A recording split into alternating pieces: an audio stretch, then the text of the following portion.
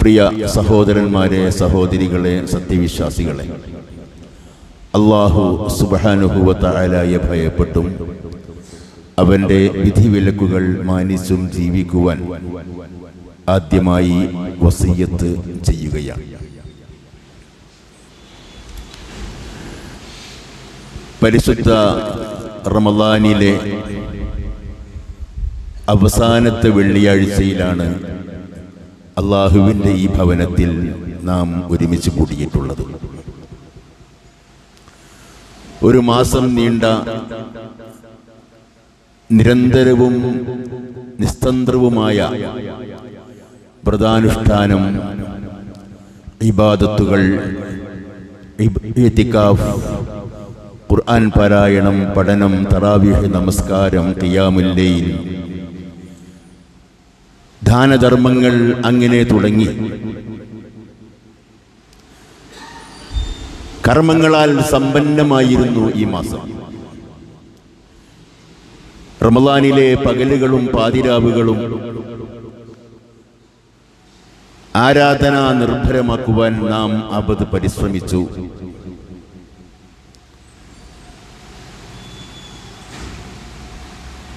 ഒരു മാസത്തിനൊടുവിൽ വളരെ സങ്കടത്തോടും ദുഃഖഭാരത്തോടും കൂടി റമളാനിനോട് നാം വിട പറയുകയാണ്. ബർക്കത്തിന്റെയും ഐശ്വര്യത്തിന്റെയും മാസമായിരുന്നു ഇത്. ആത്മീയോത്കർഷത്തിന്റെ ദിവസങ്ങളാണ് കഴിഞ്ഞുപോയത്. അല്ലാഹുവുമായി നാം കൂടുതൽ ബന്ധപ്പെട്ടു, അടുത്തു. ഖുർആനുമായി നാം വളരെ വലിയ ബന്ധം സ്ഥാപിച്ചു, പഠിച്ചു, പാരായണം ചെയ്തു, മനഃപ്പാഠമാക്കി. ജുമാഅത്ത് നമസ്കാരങ്ങളിൽ പ്രത്യേക ശ്രദ്ധയുണ്ടായിരുന്നു നമുക്ക്. ജുമുഅയിൽ സംബന്ധിക്കുന്നതിൽ നാം പ്രത്യേക താല്പര്യം കാണിച്ചു. സദഖയുടെയും സക്കാത്തിന്റെയും വിഷയത്തിൽ ഉദാരമായ നിലപാടുകൾ കൈക്കൊണ്ടു നാം. ജനങ്ങളോടുള്ള പെരുമാറ്റത്തിൽ ആത്മനിയന്ത്രണത്തിന്റെയും ആത്മസംയമനത്തിന്റെയും ശൈലിയും സമീപനവും സ്വീകരിച്ചു. ശണ്ടക്കോ വഴക്കിനോ കലാപത്തിനോ വരുന്നവരോട് അതേ നാണയത്തിൽ മറുപടി പറയാൻ എനിക്ക് സാധ്യമല്ല, ഞാൻ നോമ്പുകാരനാണ് എന്ന് പറയുന്ന ഒരു സംസ്കാരം നാം വളർത്തിയെടുത്തു. നോമ്പൊരു പരിചയായിരുന്നു. ആർ നമ്മെ നേരിടാൻ വന്നാലും ആ പരിചയം ഉപയോഗിച്ചുകൊണ്ട് നാം ആത്മരക്ഷാർത്ഥം പ്രവർത്തനങ്ങളും സമീപനങ്ങളും കൈക്കൊണ്ടു. ഈ മാസം പ്രാർത്ഥനയുടെ മാസമായിരുന്നു. റമളാനിൽ നാം ധാരാളം പ്രാർത്ഥിച്ചു. നോമ്പുകാരായും അല്ലാതെയും പ്രാർത്ഥിച്ചു. പകലുകളിലും പാതിരാവുകളിലും നാം ദുആയിൽ ഇടപെട്ടു. കണ്ണീരോടുകൂടി നമ്മുടെ പാപങ്ങൾ ഏറ്റുപറഞ്ഞു. നമ്മുടെ ജീവിതാവശ്യങ്ങൾ അള്ളാഹുവിന്റെ കോടതിയിൽ സമർപ്പിച്ചു. നമ്മുടെ സങ്കടഹരജികൾ അള്ളാഹുവിന്റെ മുമ്പിൽ നാം അവതരിപ്പിച്ചു. നമ്മുടെ സാമ്പത്തിക പ്രയാസങ്ങൾ, നമ്മുടെ മാറാവ്യാധികൾ, നമ്മുടെ കുടുംബത്തിലും മക്കളിലും നമ്മുടെ മാതാപിതാക്കളിലും എല്ലാം വാസ്തവത്തിൽ ഉണ്ടായിരിക്കുന്ന നിരവധി പ്രശ്നങ്ങൾക്കുള്ള പരിഹാരം അല്ലാഹു സുബ്ഹാനഹു വ തആലയോട് നാം തേടി. അവയെല്ലാം നമ്മുടെ പ്രാർത്ഥനാ ഫലമായി ഏറെക്കുറെ അല്ലാഹു പരിഹരിച്ചു. ആ സംതൃപ്തിയിലാണ് നാം. നോമ്പുകാരൻ പ്രാർത്ഥിച്ചു കഴിഞ്ഞാൽ ആ പ്രാർത്ഥന അല്ലാഹു തള്ളിക്കളയുകയില്ല എന്ന് നബി സല്ലല്ലാഹു അലൈഹി വസല്ലം തന്ന ഉറപ്പിന്റെ അടിസ്ഥാനത്തിൽ നാം അല്ലാഹുവിന്റെ മുമ്പിൽ നിരവധി പ്രാർത്ഥനകൾ സമർപ്പിച്ചു. വരുന്ന മാസങ്ങളിൽ ഇത്രയേറെ പ്രാധാന്യം ആ പ്രാർത്ഥനകൾക്കുണ്ടാവില്ല. പ്രാർത്ഥനകൾ അല്ലാഹു സ്വീകരിക്കും. പക്ഷേ റമളാനിലെ നോമ്പ് നോറ്റുകൊണ്ടുള്ള ആ പ്രാർത്ഥന, അതിന് പകരം നിൽക്കാൻ ലോകത്തൊരു സംഗതിക്കും സാധ്യമല്ല. ഈ നിലക്ക് അല്ലാഹുവുമായി ഏറ്റവും ബന്ധപ്പെട്ട് സ്വർഗത്തിന്റെ കവാടത്തിലേക്ക് നടന്നെടുത്ത് പാപങ്ങളെല്ലാം ഏറ്റുപറഞ്ഞ് മനസ്സും ശരീരവും വൃത്തിയായ വിമലീകരിക്കപ്പെട്ട രൂപത്തിലാണ് നാം അല്ലാഹുവിന്റെ ഭവനത്തിൽ ഇപ്പോൾ ഒരുമിച്ച് കൂടിയിട്ടുള്ളത്.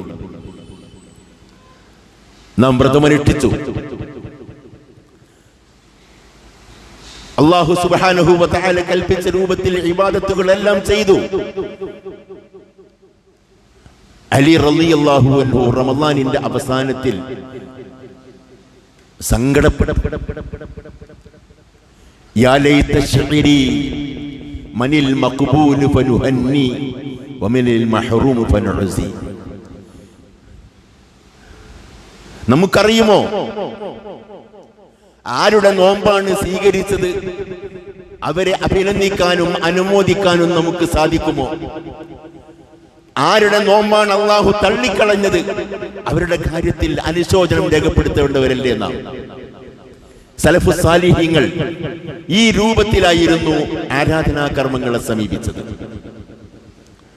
അല്ലാഹു സുബ്ഹാനഹു വ തആലയുടെ മുമ്പിൽ വിനയാന്യതരായി നിലകൊണ്ട് കർമ്മങ്ങൾ സ്വീകരിക്കുമോ എന്ന ഉത്കണ്ഠയോടുകൂടി ജീവിച്ചവരായിരുന്നു അവർ.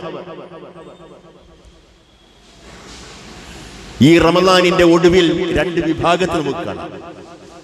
ആളുകൾ രണ്ട് തരക്കാരാണ്. ഒന്ന്, ആമുഖത്തിൽ നാം സൂചിപ്പിച്ചതുപോലെ പരിശുദ്ധ റമദാനിലെ പകലുകളും പാതിരാവുകളും പൂർണ്ണമായ രൂപത്തിൽ ഉപയോഗപ്പെടുത്തി ഒരു വീഴ്ചയും സംഭവിച്ചില്ല.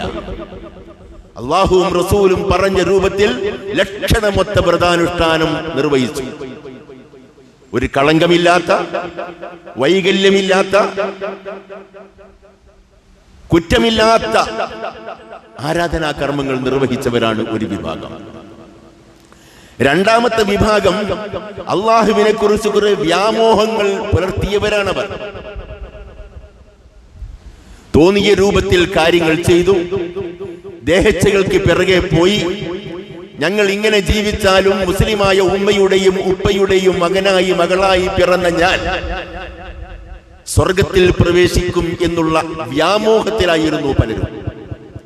ജൂതന്മാരും ക്രിസ്ത്യാനികളും പുലർത്തിയ വ്യാമോഹം പോലെ ഞങ്ങൾ അള്ളാഹുവിന് പ്രിയപ്പെട്ടവരാണ്, അള്ളാഹുവിന്റെ കുഞ്ഞാടുകളാണ്, ഞങ്ങളെ നരകത്തിൽ അവൻ ഇടില്ല, ഞങ്ങളെ സ്വർഗത്തിൽ പ്രവേശിപ്പിക്കും എന്നുള്ള വ്യാമോഹത്തിന്റെ അടിസ്ഥാനത്തിൽ ജീവിച്ച ജൂതന്മാരെയും ക്രിസ്ത്യാനികളെയും തിരുത്തിക്കൊണ്ട് അല്ലാഹു സുബ്ഹാനഹു വ തആല പറഞ്ഞു, കാര്യങ്ങൾ തീരുമാനിക്കുന്നത് നിങ്ങളുടെ വ്യാമോഹങ്ങളുടെ അടിസ്ഥാനത്തിലല്ല. ആരാണോ അള്ളാഹുവിന് കൃത്യമായ രൂപത്തിൽ ഇബാദത്ത് ചെയ്ത് മുസ്ലിമായി ജീവിക്കാൻ തയ്യാറായി മുന്നോട്ട് വരുന്നുവോ അവനുള്ളതാകുന്നു സ്വർഗം എന്ന് അല്ലാഹു സുബ്ഹാനഹു വ തആല കൃത്യമായ രൂപത്തിൽ തന്നെ പറഞ്ഞു കൊടുത്തു. ലൈസ ബി അമാനിയിക്കും വല അമാനി അഹ്ലിൽ കിതാബ്. അള്ളാഹു കാര്യങ്ങൾ തീരുമാനിക്കുന്നത് നിങ്ങളുടെ വ്യാമോഹം അനുസരിച്ചല്ല. മുസ്ലിങ്ങളോട് പറയുന്നു, നിങ്ങളുടെ വ്യാമോഹം അനുസരിച്ചല്ല. പണ്ടുള്ള ഗ്രന്ഥങ്ങൾ നൽകപ്പെട്ട ജൂതന്മാരോടും ക്രിസ്ത്യാനികളോടും പറയുന്നു, നിങ്ങളുടെ വ്യാമോഹം അനുസരിച്ചുമല്ല അള്ളാഹു കാര്യങ്ങൾ തീരുമാനിക്കുന്നത്. ആരാണോ സത്യവിശ്വാസിയായിക്കൊണ്ട് സൽക്കർമ്മങ്ങൾ പ്രവർത്തിച്ച് സ്വർഗത്തിന്റെ പാതയിലൂടെ സഞ്ചരിച്ച് മുന്നോട്ട് വരുന്നത് അവർക്കുള്ളതാകുന്നു അള്ളാഹുവിന്റെ ഏറ്റവും വലിയ പ്രതിഫലം, സ്വർഗം.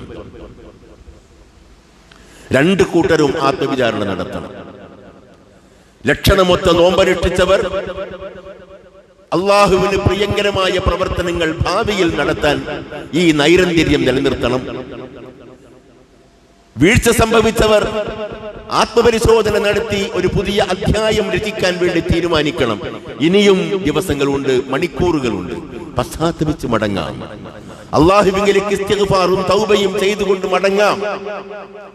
ഒരു പുതിയ മനുഷ്യനായി, സ്ത്രീയായി, പുരുഷനായി ഞാൻ ജീവിച്ചു കൊള്ളാമെന്ന് അള്ളാഹുവിന്റെ സന്നിധിയിൽ ഉടമ്പടി ചെയ്തുകൊണ്ട് മുന്നോട്ട് പോകാം. സന്ദർഭം പാഴായിട്ടില്ല. റമളാനിലെ മണിക്കൂറുകളും ദിവസങ്ങളും ഇനിയും ബാക്കിയുണ്ട്. അത്തരക്കാർക്ക് മുമ്പിൽ അള്ളാഹു സ്വർഗത്തിന്റെ കവാടങ്ങൾ തുറന്നിരിക്കുകയാണ്. പരിശുദ്ധ ഖുർആനിലെ ഒരായത്ത്, വല്ലദീന യൂതൂന മാ ആതൗ വഖുലൂബുഹും വജില അന്നഹും ഇലാ റബ്ബിഹിം റാജിഊൻ. സൂറത്ത് മുഅ്മിനൂൻ 60-ാമത്തെ സൂക്തം. തങ്ങൾ ചെയ്തുകൊണ്ടിരിക്കുന്ന കാര്യങ്ങൾ വിറകൊണ്ട് ഹൃദയത്തോടുകൂടി അനുഷ്ഠിച്ചിരിക്കുന്ന ആളുകൾ തങ്ങളുടെ നാഥങ്കിലേക്ക് മടങ്ങുന്നവരാകുന്നു എന്ന വിചാരത്തോടു കൂടിയാവും അവർ ഓരോ സമയത്തും ഉണ്ടാവുക.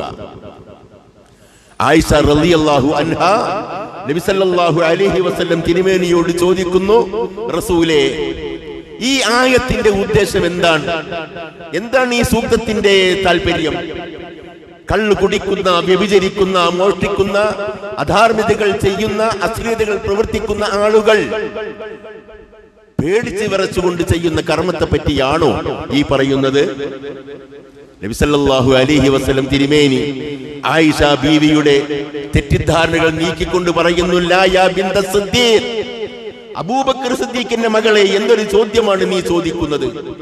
വലാകിന്നഹും, അവരാരാണെന്നറിയാമോ? അല്ലാഹു സുബ്ഹാനഹു വ തആല പറഞ്ഞ ആളുകൾ തങ്ങൾ ചെയ്യുന്ന പ്രവർത്തനങ്ങൾ വിറങ്ങലിക്കുന്ന ഹൃദയത്തോടുകൂടി ചെയ്യുന്ന ആളുകൾ ആരാണെന്നറിയാമോ? അല്ലദീന യസൂമൂന, നോമ്പ് നോൽക്കുന്നവരാണവർ, വയുസല്ലൂന, നമസ്കരിക്കുന്നവരാണവർ, വയതസദ്ദഖൂന, സദഖയും സക്കാത്തും കൊടുക്കുന്നവരാകുന്നു അവർ. അവരെ സംബന്ധിച്ചാണ് ഈ ആയത്ത്. വലാകിന്നഹും യഖാഫൂന അല്ലാ യുഖ്ബല മിൻഹും, അവർ ഭയപ്പെടുന്നു, ഉത്കണ്ഠയിലാണവർ, തങ്ങളുടെ ഈ കർമ്മങ്ങളൊന്നും അള്ളാഹു സ്വീകരിക്കില്ലേ എന്ന ഭയമായിരിക്കും അവർക്കെല്ലാ സന്ദർഭത്തിലും. അതിനെ സംബന്ധിച്ചാണ് ഈ സൂക്തത്തിൽ അള്ളാഹു പറയുന്നത് എന്ന് നബി സല്ലല്ലാഹു അലൈഹി വസല്ലം തിരുമേനി ആയിഷ ബീവിയെ തിരുത്തുന്നു. നാം നമ്മോട് ചോദിക്കണം, നമ്മുടെ നോമ്പും മറ്റാരാധനാ കർമ്മങ്ങളും അല്ലാഹു സുബ്ഹാനഹു വ തആല സ്വീകരിക്കുമോ ഇല്ലേ എന്നുള്ള ഉത്കണ്ഠയായിരിക്കണം എല്ലാ സന്ദർഭത്തിലും നമുക്ക്.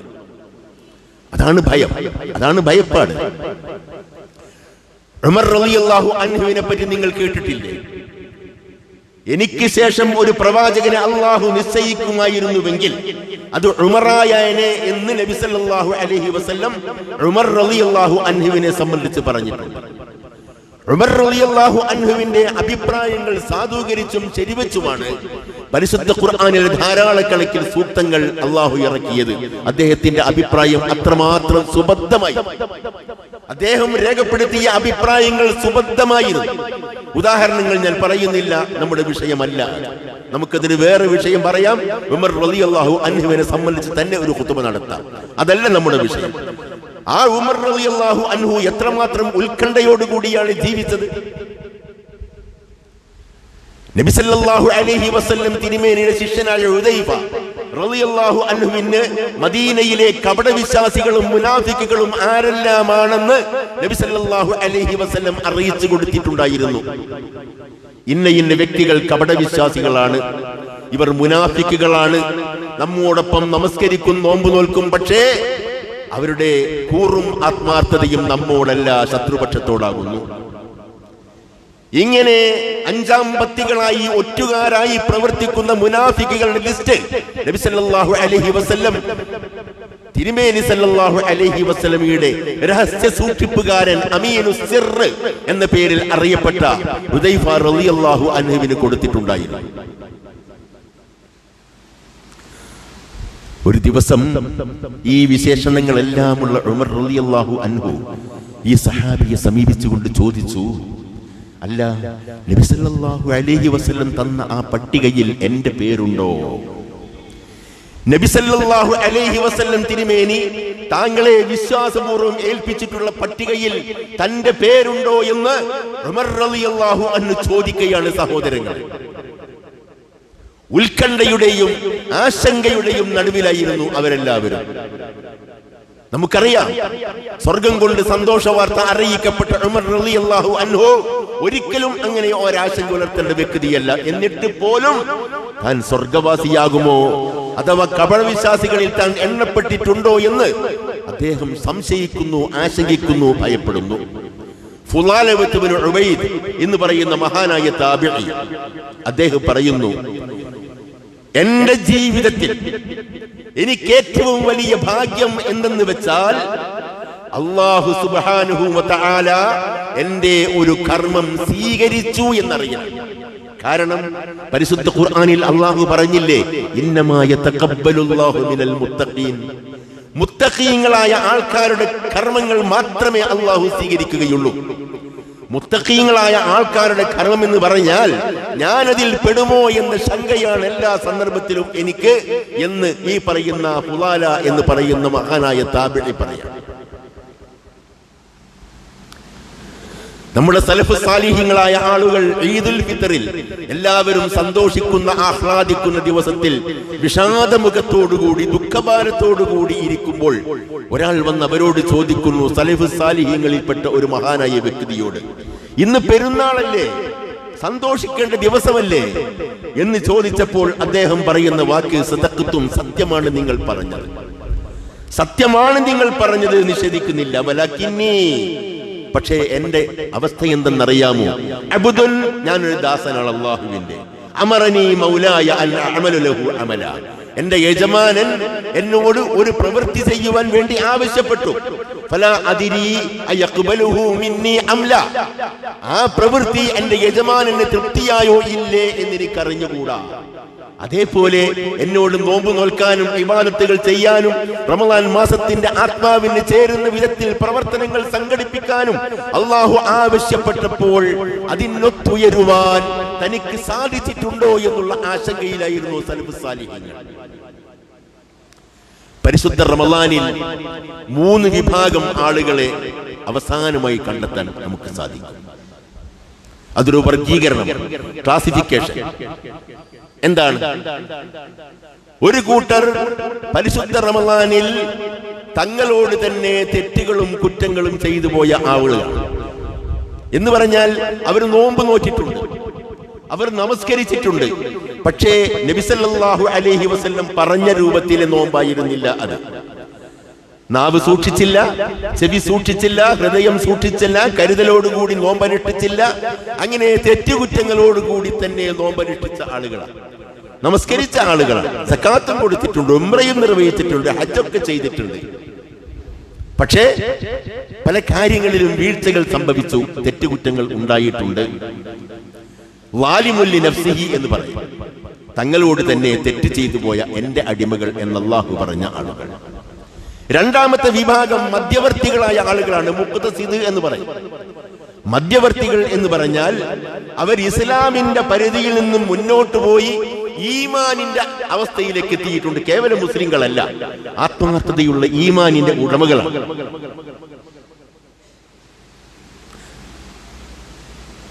ഈമാനും ഇസ്ലാമും വേറെയാണ്. ഇസ്ലാം ആദ്യത്തെ പടിയാണ്. ആർക്കും ഇസ്ലാമാകാം, മുസ്ലിമാകാം. പക്ഷേ മുഅ്മിനാകണമെങ്കിൽ ചില നിബന്ധനകൾ പാലിക്കേണ്ടതുണ്ട്. അവിടെ നിന്നും മുന്നോട്ട് പോയി മുഹ്സിനും മുഖറബുമാകണമെങ്കിൽ വീണ്ടും ചില സവിശേഷതകൾ അയാൾക്ക് ഉണ്ടാവേണ്ടതുണ്ട്.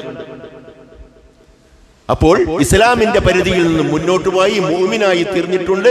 വലാകിന്നഹും ബഅദു ലം യസിലു ഇലാ മർത്തബത്തിൽ ഇഹ്സാൻ, മുഹ്സിനുകൾ എന്ന് പറയാവുന്ന രൂപത്തിലെ അള്ളാഹുവിന് ഏറ്റവും പ്രിയപ്പെട്ടവരായ, ചോദിച്ചാൽ അള്ളാഹു കൊടുക്കുന്ന, സ്നേഹത്തോടുകൂടി അള്ളാഹു നിരീക്ഷിക്കുന്ന അത്രയും അള്ളാഹുവിനോട് അടുത്ത ആളുകളായോ എന്നുള്ള സംശയമുള്ള രണ്ടാമത്തെ വിഭാഗം മധ്യവർത്തികൾ.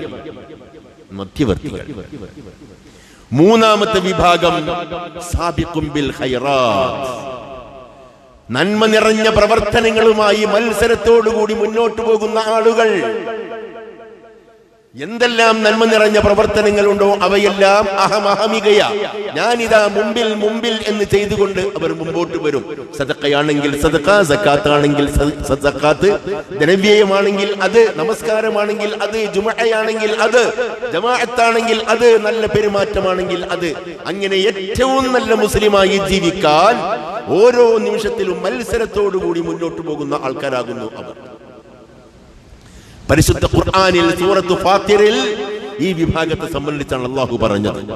സുമ്മ ഔറസനൽ കിതാബല്ലദീന ഇസ്തഫൈനാ മിൻ ഇബാദിനാ, നമ്മുടെ ദാസന്മാരിൽ നിന്നും ഗ്രന്ഥം അനന്തരമെടുക്കാൻ വേണ്ടി ചില ആളുകളെ നാം തെരഞ്ഞെടുത്തിട്ടുണ്ട്.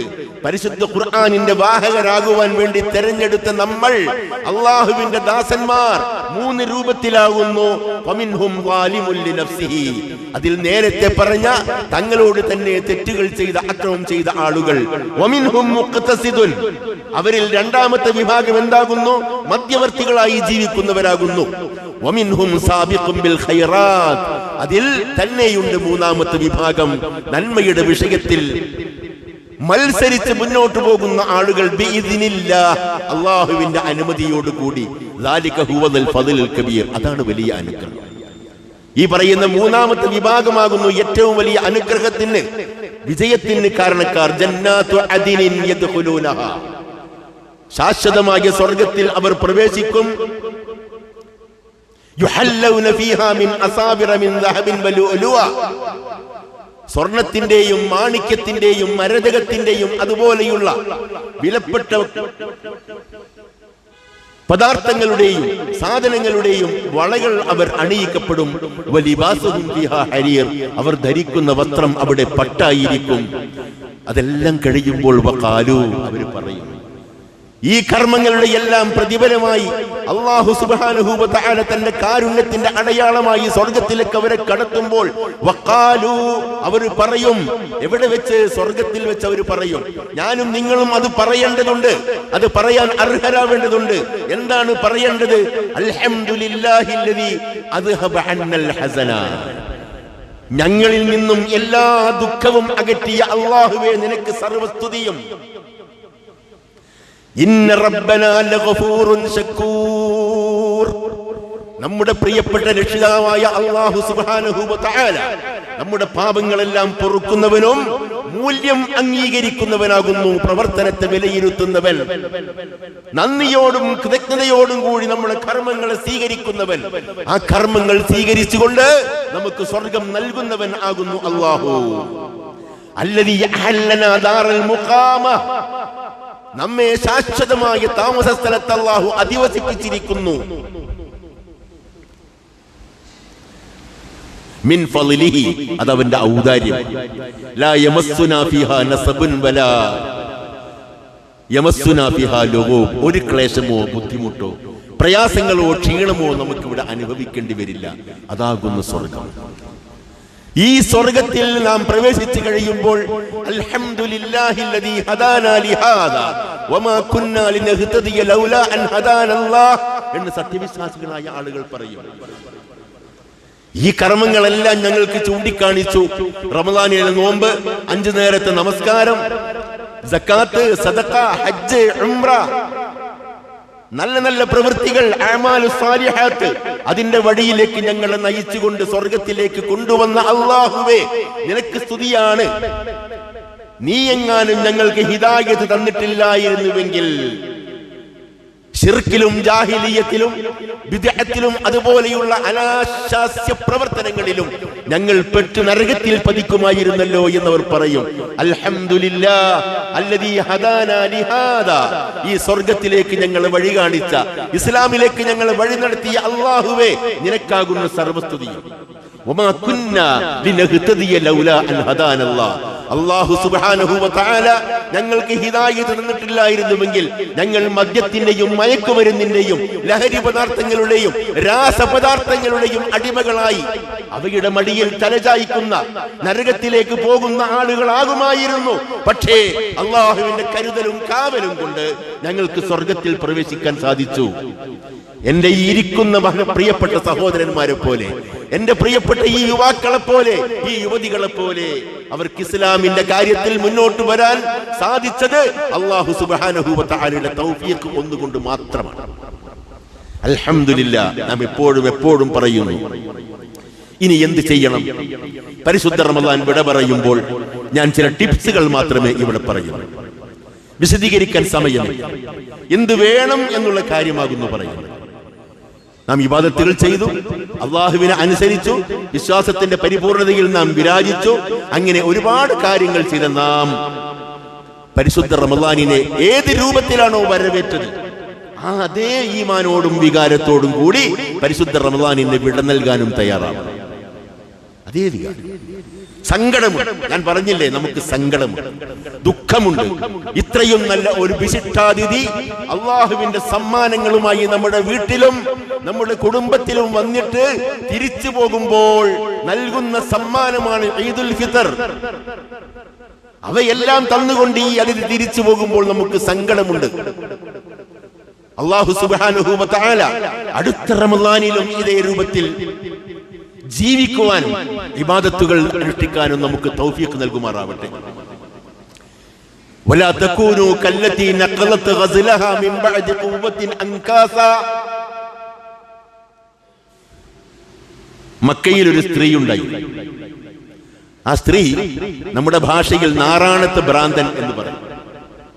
രാവിലെ മുതൽ വൈകുന്നേരം വരെ വലിയ പാറക്കല്ലുകൾ കുന്നിൻ മുകളിലേക്ക് കൊണ്ടുപോയി അങ്ങനെ തള്ളി തള്ളി തള്ളി കൊണ്ടുപോകും. വൈകുന്നേരമാകുമ്പോൾ ആ പാറക്കല്ല് അതേപോലെ തന്നെ ഉരുട്ടി താഴേക്കിടും. ഇതേപോലെ ഒരു സ്ത്രീ മക്കയിലുണ്ടായി, ധനികയായി. കുറെ പരിചാരികമാരും വൃത്തികളുമുണ്ട്. അവരെ എല്ലാവരെയും ഒരുമിച്ച് കൂട്ടി രാവിലെ മുതൽക്ക് നല്ല നൂലുകൊണ്ട് അവരെന്ത് ചെയ്യും? ചരട് വിരിക്കും, കയറ് വിരിക്കും, നല്ല ഭദ്രമായ രൂപത്തിൽ നല്ല കയർ. വൈകുന്നേരമായി കഴിഞ്ഞാൽ ഈ പരിചാരികമാരെ കൊണ്ട് ആ ചെയ്ത പണിയെല്ലാം അസാധുവാക്കിയിട്ട് ആ കയറൊക്കെ ഉടച്ച് വേറെ വേറെ വേറെ ആക്കും. ചരട് വേറെ, കയറ് വേറെ, നൂല് വേറെ, ഈ രൂപത്തിലാക്കി തീർക്കും. അല്ലാഹു പറയാം, വലാ തകൂനു, നിങ്ങൾ ആവാൻ പാടില്ല, കല്ലത്തി നഖലത് ഗസ്ലഹാ മിൻ ബഅദി ഖുവ്വത്തിൻ അൻകാസാ, മുഴുവൻ ശക്തിയും സംഭരിച്ചുകൊണ്ട് കയറ് പിരിച്ച് നല്ല കുറ്റമറ്റ കയറുണ്ടാക്കി വൈകുന്നേരമായപ്പോൾ ആ കയറ് പിരിച്ചൊഴു അതിന്റെ ഓരോ തരിയും ഓരോ അംശവും ഓരോ ചരടും വലിച്ചെറിഞ്ഞ ആ സ്ത്രീയെ പോലെ ആകാൻ പാടില്ല. നമ്മളിപ്പോൾ പരിശുദ്ധ റമദാനിലെ 30 ദിവസങ്ങൾ പൂർത്തിയാക്കും ഇൻഷാ അല്ലാഹ്. ഈ മാസം ഏതൊരു വികാരത്തോട് കൂടിയാണോ നമ്മൾ ഈമാനിന്റെയും ഇസ്ലാമിന്റെയും മാർഗത്തിൽ സഞ്ചരിച്ചത്, അത് ശവ്വാൽ പിറവിയോട് കൂടി ഒരിക്കലും നാം ബാത്തിലാക്കാൻ പാടില്ല. ഈ റമദാനിന്റെ അതേ വികാരത്തോട് കൂടിയായിരിക്കണം നാം ജീവിക്കേണ്ടത്. ആ സ്ത്രീയെ പോലെ ആകാൻ പാടില്ല. രണ്ടാമത്തെ കാര്യം, നമസ്കാരത്തിന്റെ കാര്യത്തിൽ നമുക്ക് നല്ല നിഷ്ഠയുണ്ടായിരുന്നു റമദാൻ മാസത്തിൽ. ആ നിഷ്ഠ വരും കാലങ്ങളിലും നാം തീർച്ചയായും പാലിക്കണം. മൂന്നാമത്തെ വിഷയം, സൽസ്വഭാവത്തിന്റെ പടച്ചട്ട അണിഞ്ഞവരായിരുന്നു. ആര് ശണ്ടക്ക് വന്നാലും ദേഷ്യപ്പെട്ടാലും കയർത്താലും ലഹള കൂടിയാലും നമ്മൾ അതിന് പ്രതികരിക്കാൻ പോവില്ല. ആത്മസംയമനം പാലിക്കും, എനിക്ക് നോമ്പാണ് എന്ന വിചാരത്തോടു കൂടി. ഇത്രയും ഉത്കൃഷ്ടമായ സ്വഭാവം വരുന്ന 11 മാസങ്ങളിൽ കാത്തു സൂക്ഷിക്കാൻ വേണ്ടിയാണ് 1 മാസത്തെ ട്രെയിനിങ് പരിശീലനം അള്ളാഹു നൽകിയത്. ആ വികാരം നമ്മുടെ മനസ്സിലുണ്ടാവണം. അടുത്ത 11 മാസങ്ങളിലും ഈ ചിട്ട നമുക്ക് വേണ്ടതുണ്ട്. നാം ആ അച്ചടക്കത്തോടു കൂടി ജീവിക്കേണ്ടവരാണ്. നമ്മെ സംബന്ധിച്ചിടത്തോളം ഈ നോമ്പൊരു പരിചയായിരുന്നു. സൽസ്വഭാവത്തിന്റെ പടച്ചട്ട അണിഞ്ഞവരായിരുന്നു നാം. അത് വലിച്ചെറിയരുത്. റമദാനിന് ശേഷം രാത്രി നമസ്കാരം, നാം തറാവീഹ് നമസ്കരിച്ചു. ഇപ്പോൾ അവസാനത്തെ 10 ഖിയാമുൽ ലൈലിൽ വ്യാപൃതരാണ് നാം. ഒരിക്കൽ ഒരു സഹാബി പള്ളിയിൽ വന്ന് രാത്രിയിൽ ഇങ്ങനെ വളരെ വൈകി നമസ്കരിച്ചു. റസൂൽ കണ്ടു. പിറ്റേ ദിവസം കുറച്ച് ദിവസമൊക്കെ അയാൾ നിസ്കരിച്ചു, പിന്നെ കണ്ടില്ല. പിന്നെ അയാളെ കണ്ടു. നബി തിരുമേനി അദ്ദേഹത്തെ വിളിച്ചുകൊണ്ട് പറഞ്ഞു, നീ ഒരു കർമ്മം നീ ചെയ്യുകയാണെങ്കിൽ അതെല്ലാ ദിവസവും ചെയ്യാൻ സാധിക്കുന്ന കർമ്മമാണ് ചെയ്യേണ്ടത്.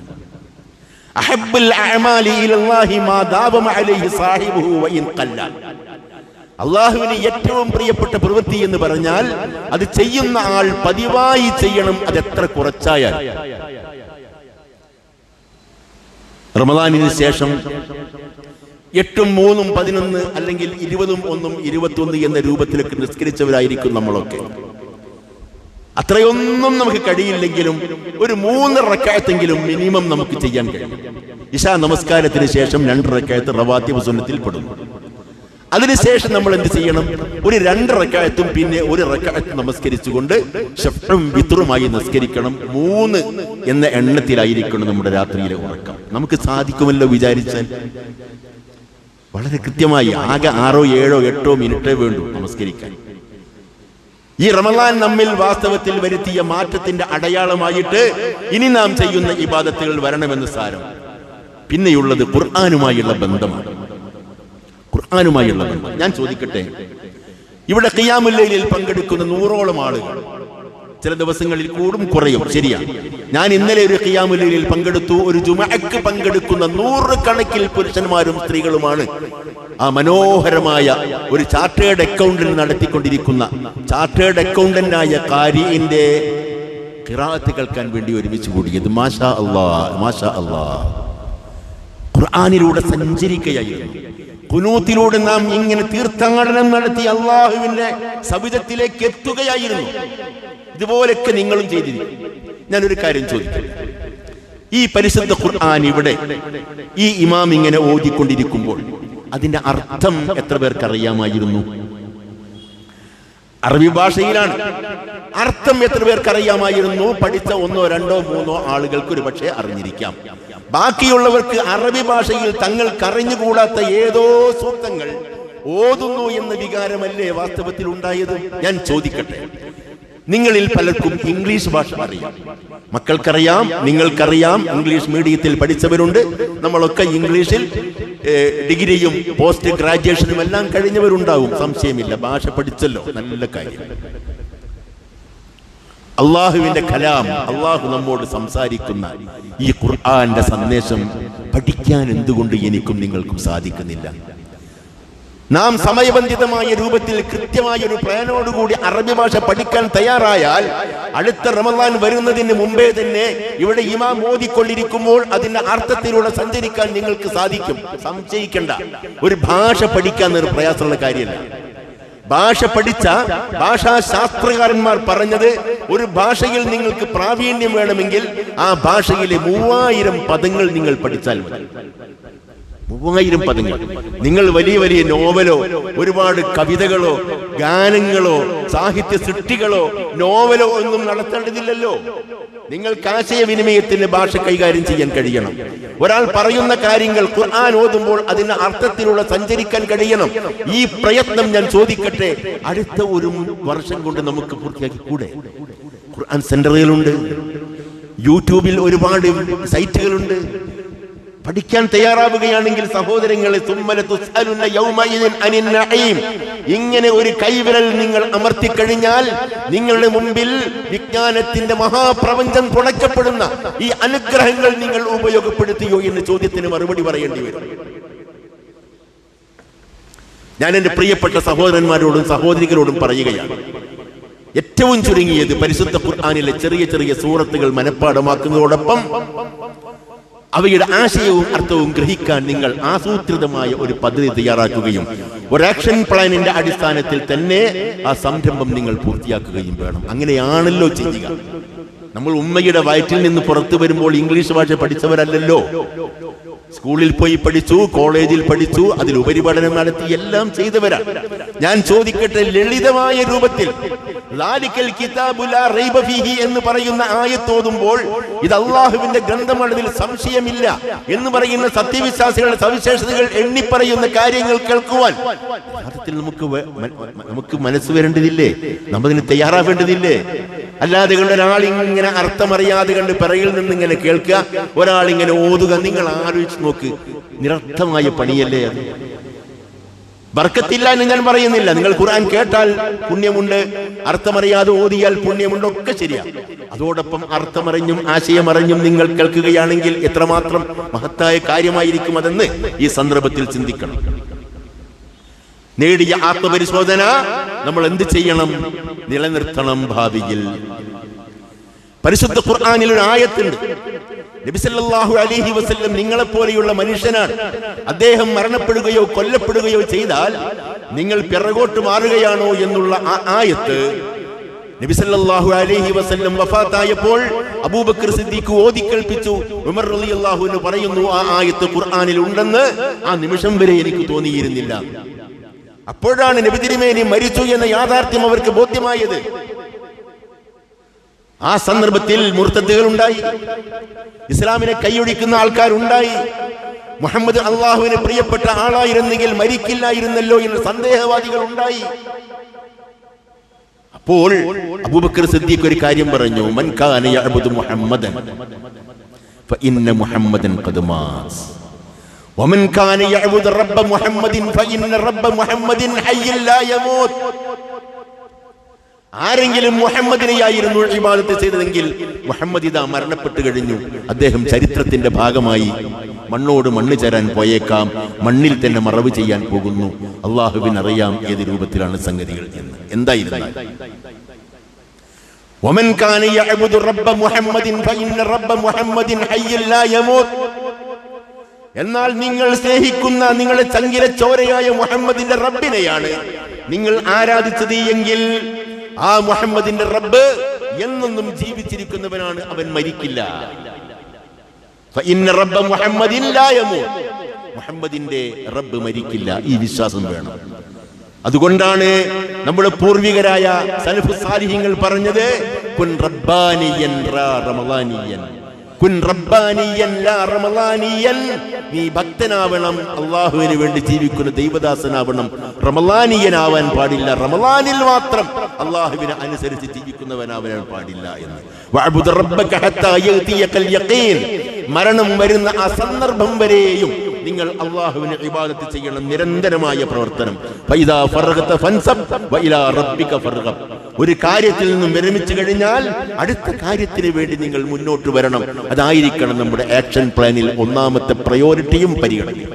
അല്ലാഹു സുബ്ഹാനഹു വ തആല ഈ മൂല്യങ്ങളെല്ലാം മനസ്സിലാക്കി പരിശുദ്ധ റമളാനിന്റെ ചൈതന്യത്തോടുകൂടി ജീവിക്കാൻ നമുക്കെല്ലാവർക്കും തൗഫീഖ് നൽകുമാറാവട്ടെ.